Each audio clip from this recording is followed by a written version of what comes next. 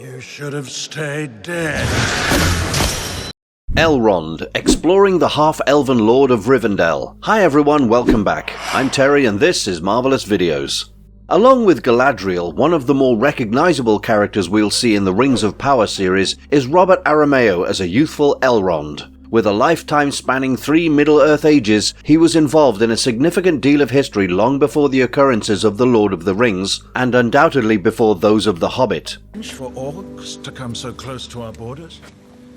Something, or someone...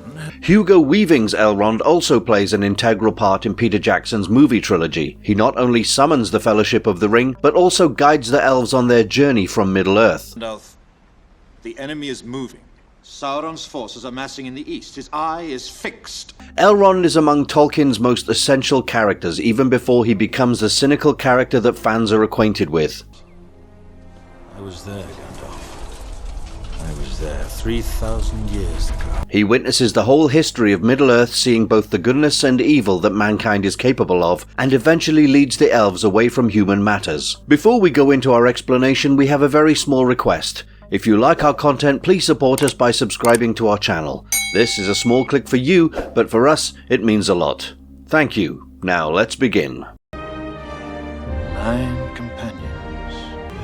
You shall be the Fellowship of the Ring. Elrond and his origins from the First Age. The half-elf son of Eärendil and Elwing, Elrond was the father of Arwen.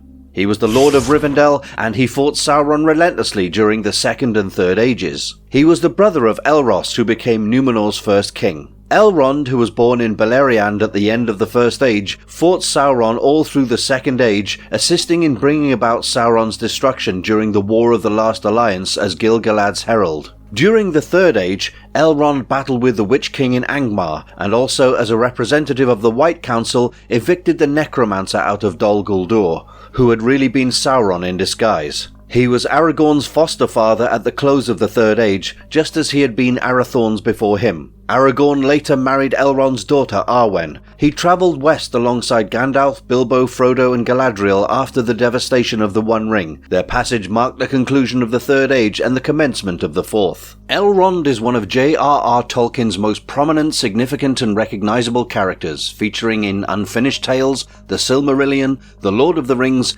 and The Hobbit. He was crucial in supplying Thorin as well as the company with the knowledge they required to penetrate the Lonely Mountain. The Council of Elrond also resulted in the founding of the Fellowship of the Ring, and that eventually ended in the destruction of the One Ring and Sauron's downfall. Elrond appeared timeless, looking neither elderly nor youthful. Yet you could see the experiences and memories of hundreds of years on his face. He seemed to be a venerable old monarch, a knowledgeable sorcerer, and a seasoned warrior at his peak, all at the same time. Elrond was described as having black hair and grey eyes that shone like stars. He was observed wearing a silver circlet. He was also half-elven. Eärendil was the offspring of the human Tuor and Idril the elf. Elwing was the grandson of Beren, a human, and Luthien, the daughter of Elf King Thingol, as well as the Maya Melian. As a result, Elrond was related to all 3 elves' tribes, the Vanyar plus the Noldor from Idril, as well as the Sindar from Luthien, and Maya, as well as all 3 Edain houses, Hador, Haleth and Beor. In a 1958 letter, J.R.R. Tolkien said that Elrond is a Sindarin title given to him because he was discovered in a cavern, and that the word is a composite of Eld, which is the Sindarin term for High Elven exiles, and Rond, founded on primitive Elvish rondo, which means cavern. Sindarin components include El, which means star, and Rond, which means a vaulted or arched ceiling or the heavens. Elrond has therefore also been interpreted as Vault of Heaven. Tolkien interpreted the word as Stardome in an article published between 1959 and 1960. Elros as well as Elrond were born in the havens of Sirion in the darkest times of the First Age. At the same time, Morgoth's troops dominated the majority of Beleriand. The sons of Feanor, compelled by their oath, attacked the havens during the third kinslaying when the brothers were just 6 years old, because they coveted the Silmaril upon the Now Glamour held by Elwing. Elwing fled with the Now Glamour and plunged into the water when Eärendil was at sea. Maithros and Maglor, the only children of Feanor who survived the attack on the havens, captured Elros and Elrond and stranded them in a cavern, with a waterfall across the entrance, rather than murdering them. Maglor subsequently took pity on Elrond and Elros and retrieved them. Hence, a mutual affection developed among Maglor and the baby twins as a result. After the War of Wrath, the Valar granted Elrond and his twin the option of being listed among the kin of elves or men due to their half-elven ancestry. Elrond opted to be a firstborn, whilst Elros decided to be mortal. Elros followed the Star of Eärendil over the water to Númenor, while Elrond stayed with the elves and continued on King Elwë's lineage. Elrond afterwards remained in Lindon alongside Gil-galad, where he established himself as a healer as well as a lore master. Here we go, elf.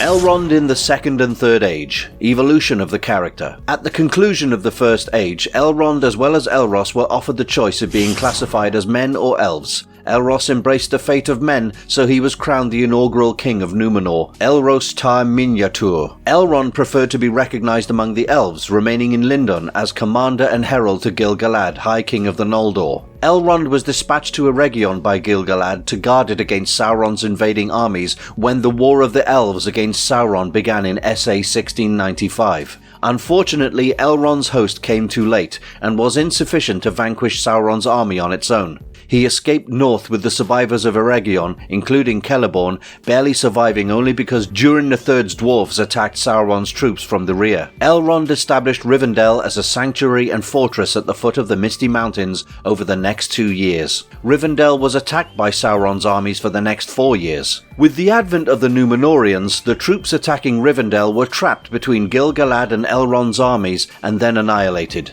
Elrond stayed in Rivendell and held the First White Council, which Galadriel attended, where it was agreed that Elrond's residence, the last homely house, would further continue as the last central base west of the Misty Mountains, where the 3 rings which were then carried by Gil-galad and Galadriel would remain hidden. According to one narrative, Gil-galad handed Elrond Vilya, which was the blue ring during this time, but according to other tales, Gil-galad held both Narya as well as Vilya until the conclusion of the Second Age. Additionally, it was here that Elrond initially encountered Celebrian, Celeborn and Galadriel's daughter. Elrond rode alongside Gil-galad within the last alliance of elves and men that set out through Rivendell to Mordor in SA 3431. During the battle against Sauron, Elrond served as Gil-galad's herald. The alliance, headed by Durin IV, destroyed Sauron's army in the Battle of Dagorlad and then took control of Barad-dûr for 7 years. Elendil and Gil-galad eventually destroyed Sauron, allowing Isildur to rip the One Ring off Sauron's hand and seize it for himself. The conflict took its toll on both the elves and men's armies. During the siege, Gil-galad, Elendil, as well as his younger child Anarion were all murdered. Elrond and Círdan were the only ones left to lead the elves along with Isildur, the High King of the Realms, in exile. When Elrond discovered that Isildur had seized the One Ring for himself, he advised Isildur to cast the ring into the flames of Mount Doom. However, the ring's seduction caused Isildur to refuse. Isildur declared that the ring was a weregild for his brother and father, and Elrond acknowledged his claim, not fully understanding the nature of the One Ring. At the end of the battle, Elrond returned to Rivendell. According to some, Elrond had the authority to become the High King of the Noldor after Gil-galad died, but he never took the title. Nevertheless, after the Second Age, there were only a few Noldor remaining in Middle-earth to rule over. Elrond got the fragments of Narsil after Isildur's death, which he kept for many years. He started his long legacy of raising Isildur's heirs by assisting in the raising of Isildur's child, Valandil, who had been abandoned in Rivendell after the War of the Last Alliance. Elrond married Celebrian, the daughter of Galadriel and Celeborn, in TA 109. Their children, Elladan and Elrohir, were born in 130, and their child Arwen was born in 241. Rivendell was attacked by Angmar during Arveleg I's late reign. Following Angmar's invasion of Eriador during TA 1409, the elves of Rivendell aided those from Lindon in suppressing the Witch King's authority for many years. Hundreds of years later, once the Northern Kingdom collapsed, Elrond acquired the 2 Arnor treasures, the Scepter of An-Núminas and the Ring of Barahir, and kept them for someone who would one day retake Arnor's crown. Elrond and the other wise were accompanied by Gandalf the Wizard, who had been sent from the west by the Valar. Gandalf entered Dol Guldur as they had arranged. The watchful peace started when the necromancer retreated. The wise established the White Council in TA 2463, with Saruman the Wizard as its leader. Elrond and his wife were subsequently separated when she was kidnapped by orcs. Their children rescued her. However, Elrond wasn't able to mentally restore her. Thus, she left for the west in the year 2510. The White Council gathered in 2851 to deliberate whether to move on Gandalf's knowledge of the necromancer's identity as Sauron. However, Saruman deterred the others from acting on Gandalf's discovery. Elrond adopted Aragorn as his son at Rivendell in TA 2933, while Arwen went to live with her grandmother in Lothlorien. Elrond gave Aragorn the name Estelle, which means hope, and kept his heritage hidden from him until he reached the age of adulthood. Elrond handed Aragorn the Ring of Barahir, as well as the fragments of Narsil, when he was an adult, foreseeing that Aragorn would be the one to take the crowns of Gondor and Arnor. After Aragorn fell in love with Elrond's daughter Arwen, he told him that she possessed a half-elven choice and that one of them would be separated from her forever. Elrond commanded that Arwen not wed Aragorn until he ascended to the throne of both Gondor and Arnor. Elrond received Thorin and the company at the last homely house prior to the Wild in TA 2941. He studied the swords recovered in the Troll's Cave on Midsummer's Eve, the evening before Bilbo, the dwarves and Gandalf resumed their trip eastward. He studied the runes and discovered that Thorin's blade was named Orcrist, meaning Goblin Cleaver, while Gandalf's blade was named Glamdring, meaning Foe Hammer. He said that these were elven weapons from the long-lost city of Gondolin. He then examined Thror's map and discovered that it included moon letters. He could read the phrases, 5 feet high the door, and 3 may walk abreast, as well as, stand by the grey stone when the thrush knocks and the setting sun with the last light of Durin's day will shine upon the keyhole, from the moon during that Midsummer's Eve. This information was crucial in allowing Bilbo and the dwarves to access the Lonely Mountain via its secret entrance. Within this same time frame, the White Council attacked Dol Guldur and drove the necromancer out of Mirkwood. Elrond and the Grey Wizard pondered over this and the happenings of the Lonely Mountain upon Bilbo and Gandalf's return to Rivendell. Elrond and the Grey Wizard pondered over this and the happenings of the Lonely Mountain upon Bilbo and Gandalf's return to Rivendell. They both decided that the necromancer should be exiled entirely from the earth. The White Council finally convened in TA 2953, while Gandalf expressed his fear that the one ring unearthed in Goblin Town was Bilbo's ring. Saruman calmed him down, assuring him that perhaps the ring was already washed away into the sea. Gondor should be warned. They must set a watch on the walls of Mordor. Elrond's role in War of the Ring. When Frodo initially left the Shire carrying the One Ring, he always intended to travel to Rivendell to receive Elrond's counsel. Indeed, Gandalf advised him to do so in his letter to Bree. Elrond arranged a banquet that was conducted when Frodo recovered from his wound at Weathertop after Elrond healed him. Elrond presided over the Council of Elrond. In that meeting, he told everything he knew about Isildur and the Ring's past. Elrond recognized Aragorn as the true heir of Isildur. After Frodo eventually agreed to bear the ring, Elrond validated this decision. He also seems to have chosen the Fellowship members apart from Frodo and Sam, while only grudgingly accepting Merry and Pippin. Elrond later dispatched his children Elladan and Elrohir to accompany the Dunedain Rangers on their way to Rohan to accompany Aragorn. Elrond encouraged Aragorn to follow the paths of the dead through Elrohir. Elrohir endorsed Aragorn's choice to invade Mordor as a distraction to buy Frodo time to climb Mount Doom at the time of the last debate, claiming that this was Elrond's advice. Following Sauron's death on May the 1st, Aragorn was anointed king of the newly reunited kingdom, and Elrond accompanied Arwen to Lothlorien in accordance with his own vow. Arwen travelled to Minas Tirith to marry Aragorn when they arrived on May 20th.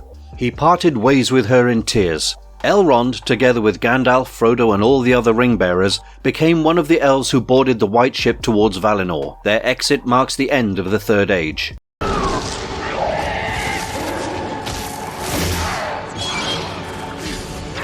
Other versions of Elrond's legends. Elrond appears for the first time in a draft of The Fall of Numenor, penned around the same time as The Hobbit, around 1937. There he's recorded as the child of Eärendil, successor to the House of Hador. He chose to stay in the Great Lands owing to his mortal blood, and eventually became the commander of the elves within the remains of Beleriand. He joined forces with the faithful Amros, a forerunner of Elendil, to fight Sur, or Sauron. In a reworking of the same narrative, Elrond is made the first king of Numenor, the builder of Numenos, and is mortal, implying that the passage was penned before The Hobbit, as he appears living and presumably immortal there. The Hobbit's Elrond was then brought in or imported. As a result, he and Gandalf were the only figures to appear in all three of the Silmarillion, The Lord of the Rings and The Hobbit. Elrond has been described as an elf friend in the Hobbit's chapter, A Short Rest. He was described as being one of those individuals whose ancestors came into odd legends before the start of recorded history, the wars of the terrible goblins as well as the elves, and the very first men in the north. There were still a few individuals in our story who had ancestors who were both elves and champions of the north, and Elrond, the Lord of the House, was their leader. It's worth noting that he's not labelled as an elf in this description, stressing his elf friend background. It's never indicated in this fleshing out of his past that he was ever the leader of the people. He descended from both elves as well as champions of the north, which might pertain to the Half-Elven, or more accurately, the Dunedain of Arnor. Lorien, my lord Saruman. He must be hunted down and destroyed once and for all. How did the movies portray Elrond? Elrond makes many appearances in Peter Jackson's movie series, and Hugo Weaving portrays him in all three movies. Jackson's interpretation of Elrond differs from Tolkien's in crucial aspects. Elrond, similar to the other elves, appears very aloof in the film.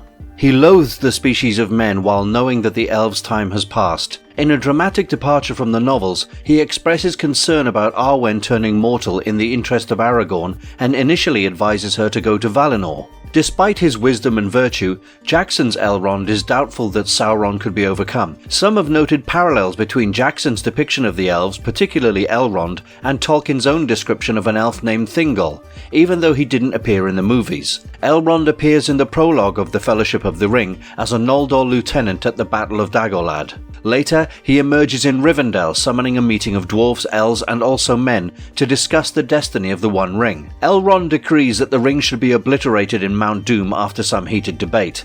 He names Frodo and his rings the Fellowship of the Ring when Frodo offers to be the ring-bearer. Elrond also recalls a memory of Gandalf wherein he watches Isildur's failure to shatter the ring, an act that renders Elrond distrustful of mankind for the rest of his life.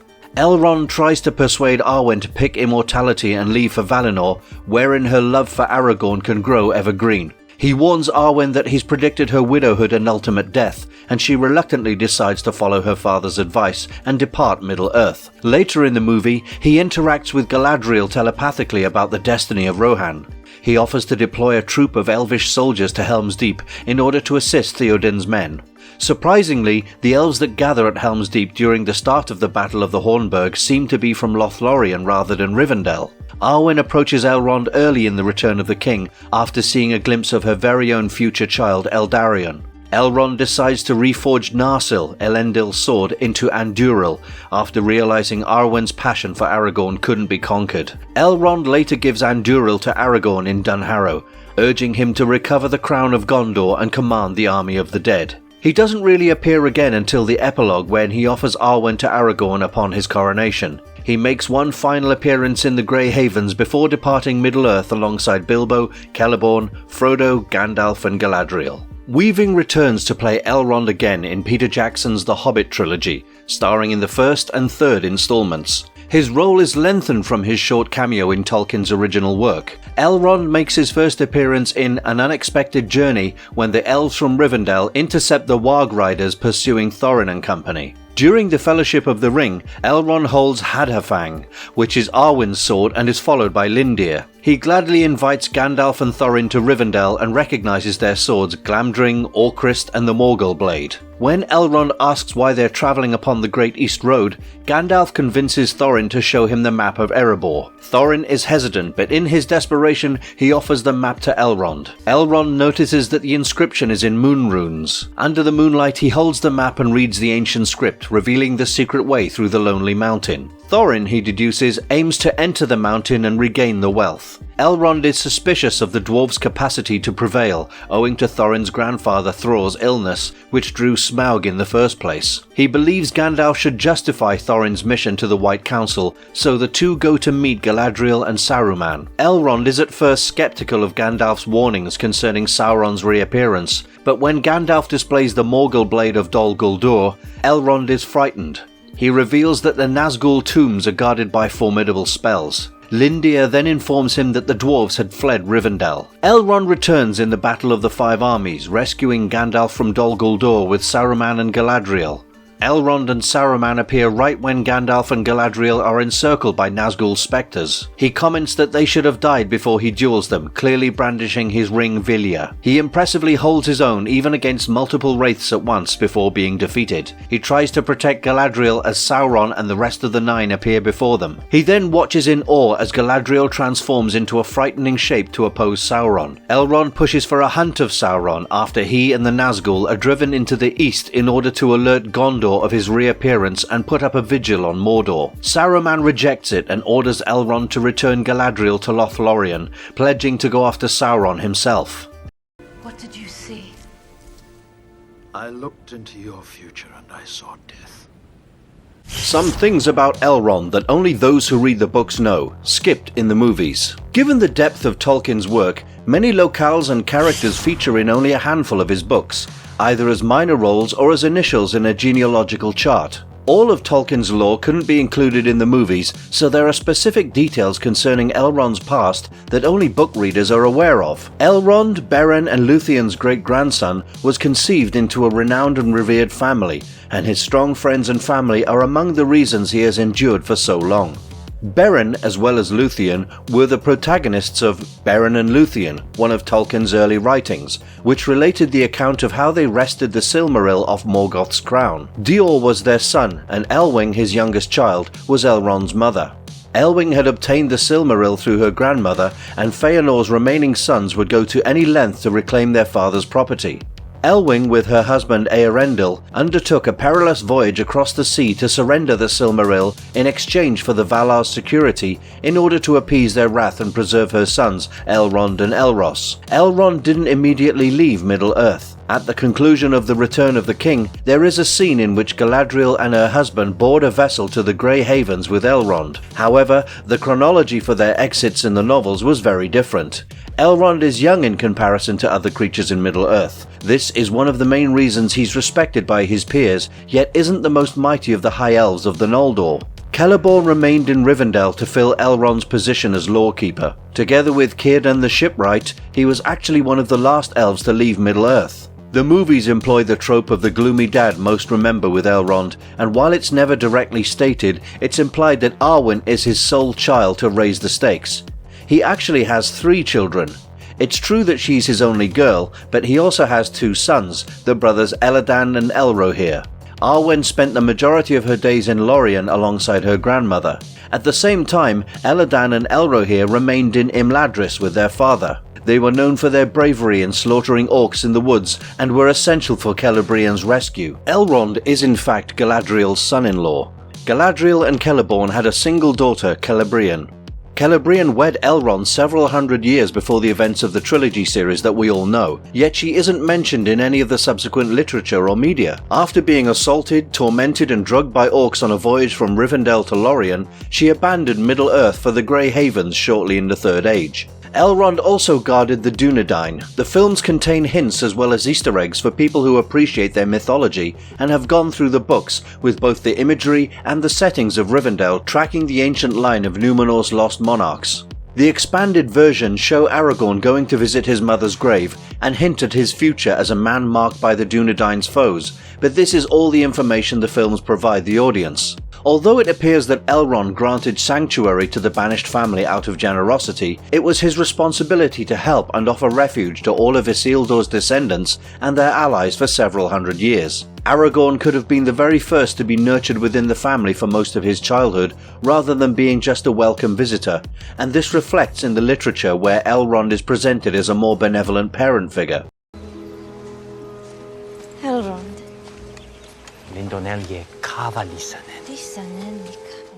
Why is he best suited to become one of the main characters in The Rings of Power? Elrond is a main character in Amazon Studios' The Rings of Power, played by Robert Aramayo. It's not Aramayo's first role of a young version of a popular fantasy figure. In Season 6 of Game of Thrones, he played a young Ned Stark in a sequence of pivotal flashbacks that revealed nothing less than Jon Snow's actual origins. Aramayo has been busy since then, with appearances in feature films Antebellum and The King's Man, as well as the Netflix series Mindhunter and Behind Her Eyes. Elrond is around 1,500 years old during the series setting, having been born at the close of the First Age. He's shown in a royal light in both Tolkien's original novel and Peter Jackson's film trilogy, yet his standing is significantly distinct in the Rings of Power. Amazon's Elrond is a rising elf politician who is tutored by Gil-galad, the High King of the Noldor. Elrond isn't yet a ruler in his own right, and he doesn't become a parent until the Third Age. Elrond isn't even the hardened fighter that he'll be by the end of the Second Age, as Sauron has yet to reappear in Middle-earth. He serves as a great audience surrogate. This is seen often in movies that talk about stories with a deep history and complex storylines. When someone explains something to the unknowing main character, they're explaining it to us, the audience, too. A fresh face as lead actor is the perfect surrogate. In previous Lord of the Rings adaptations, this part has been played by Pippin, Bilbo and Frodo. However, with hobbits having no significant role in Amazon Prime's TV series, there is, no doubt, an opening for the role of this fresh-faced audience surrogate. In this case, Elrond is uniquely positioned among the elves to take on such a role. While he's 58 at the beginning of the Second Age, this is incredibly young in elf years. In comparison, Legolas is about 500 years old in Peter Jackson's Lord of the Rings films, and he's portrayed as a young elf who is not yet accustomed to the horrors of war. Thus, Elrond is the perfect main character, having to be groomed into the leader, healer and powerful ruler that he'll eventually become. He, along with the audience, can learn all of these skills and more with the advent of the New Age. Elrond also has a very compelling origin story. His tragic backstory of separation can provide some interesting context for the character's actions, as he'll eventually experience separation from those closest to him throughout the rest of his life. Elrond also has a deep personal connection to so many other characters in the Second Age that will continue on into the Third Age. Elros, his twin brother, chooses to become a man and ultimately becomes the first king of Númenor. Elros went on to rule the realm for hundreds of years until his death. This can serve as Elrond's first real encounter with death after his separation from his parents. He can then watch as Númenor eventually falls to destruction and decay as the citizens residing there turn their backs on the elves and engage in worshipping Morgoth. Watching his brother's people fall to such lows would, no doubt, take a tremendous toll on Elrond. It would be interesting to see the adaptation handle this delicate issue. Would Elrond be grieved, or would he be angered? Gil-galad, the highest king of the Second Age, also has a deep connection with Elrond. Elrond served as Gil-galad's second-in-command and led his army in the War of Sauron. He was also eventually bestowed with Gil-galad's Ring of Power by the king himself.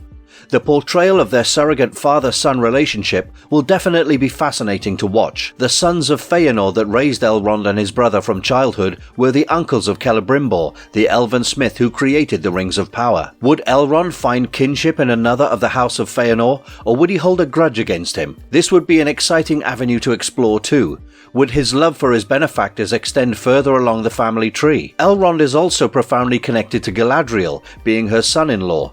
This would also give the makers the chance to finally introduce us to Celebrian, the mother of Arwen. Elrond's connection to and familiarity with the dwarfs can also be potentially explained as spawning during his childhood in the Second Age. Another excellent reason for Elrond to be the main character of the Rings of Power is that he's an immortal elf who survives the hardships of the Second Age and goes on into the Third Age as well. This could prove to be an interesting connective thread throughout a supposedly 5-season-long series. The story of the Second Age can span for as long as 1,000 years. Elrond would be around to watch the reigns of men come and go as he grew older, wiser and more powerful.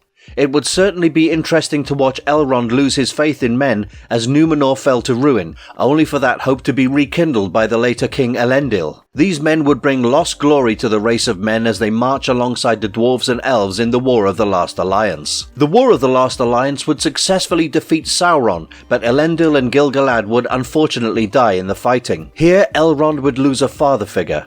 This complex dynamic could be further explored. During this period of great success as well as tragedy, Elrond has to deal with Isildur, who has snatched the One Ring from Sauron.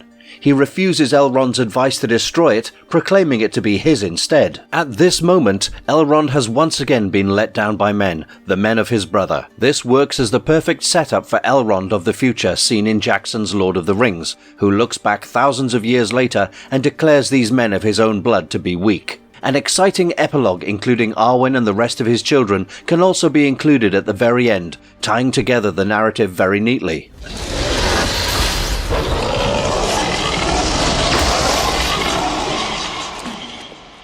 Did Elrond have any special powers? Elrond was a skilled warrior who led many elven forces, notably the Last Alliance. He was successful as a leader and provided sound advice. He possessed the gift of foresight, allowing him to see realms and happenings far from Rivendell. He could also heal people, however, whether via medical expertise or magic is unknown. The latter is more likely, because Elrond was able to heal a Morgul wound, which is usually always deadly owing to its affiliation with dark wizardry. While it's unknown how strong Elrond was in comparison to other elf lords, being descended from the heavenly Maya Melian and possessor of Vilya, a ring of power, he indeed carried immense potential. Elrond's summoning of a vast torrent of the river Bruinen to wash away the Nazgul was a significant display. Elrond was also acquainted with Osanwe, the ability to penetrate other people's thoughts. Elrond talked telepathically with Galadriel and Gandalf on their journey back from Minas Tirith after the devastation of the One Ring.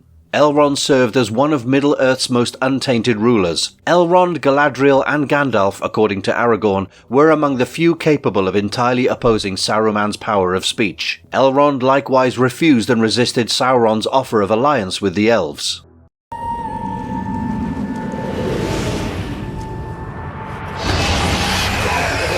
Conclusion. Jackson's Lord of the Rings has been chastised for having just so many endings. Yet, Elrond contributes to the story's eventual climax. Elrond, who's not as outspoken in his feelings as the youthful hobbit Frodo, leaves the Dominion of Men with sympathy for the entirety of the events that the heroes have ended. It'll be intriguing to see how Elrond is portrayed in The Rings of Power. Although Weaving's performance is renowned, a brilliant prequel has the power to recast the character. If The Rings of Power meets up to the hype, we may never again be able to enjoy the original trilogy in the same way. And if you liked our content, don't forget to leave a like and subscribe to us if you haven't already. Have a good one. Thanks for watching, and see you next time. Already? I fear I've overstayed my welcome. Thank you, Disa, for your hospitality.